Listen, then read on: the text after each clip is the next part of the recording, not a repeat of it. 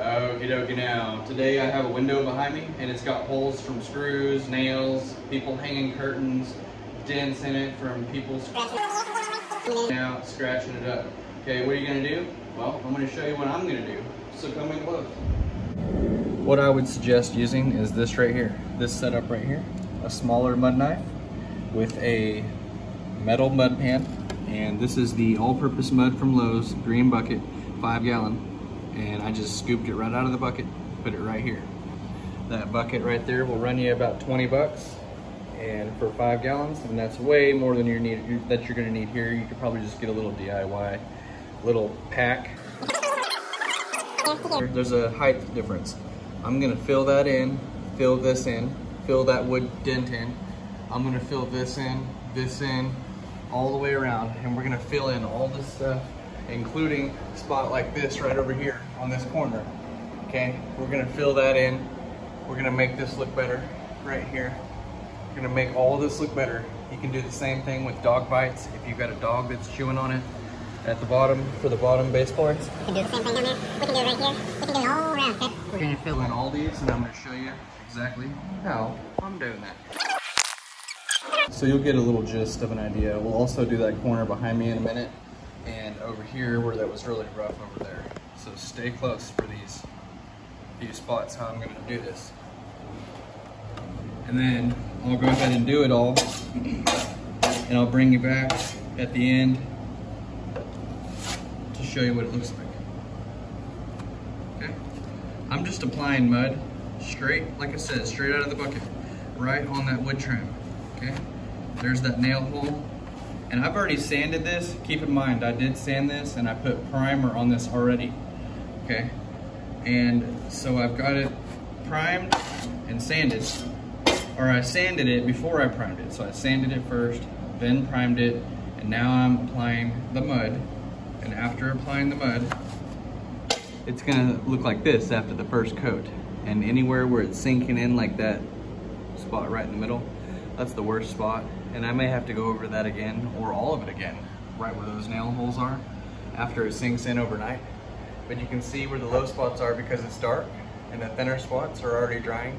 So you can see, it needed some work, okay? And then I'll sand all this after it dries, probably go over it all again.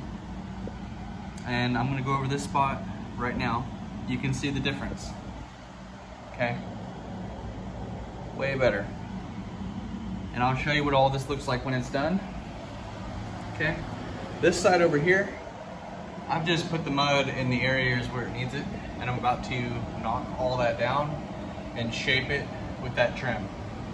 And then I will sand this side as well. Still going on that little bit, see, doesn't take much. And I will bring it right back at the end, like I said.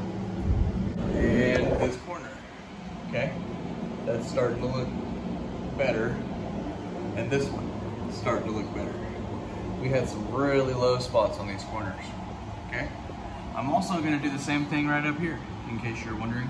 I'm gonna take a hammer, and I'm gonna break these, take those screws out, remove them, and then do the same thing right here on the inside of the window. Before I put my new mini blind in, it's gonna look really good. Okay, I'm gonna do the same thing over here. I'm gonna pow!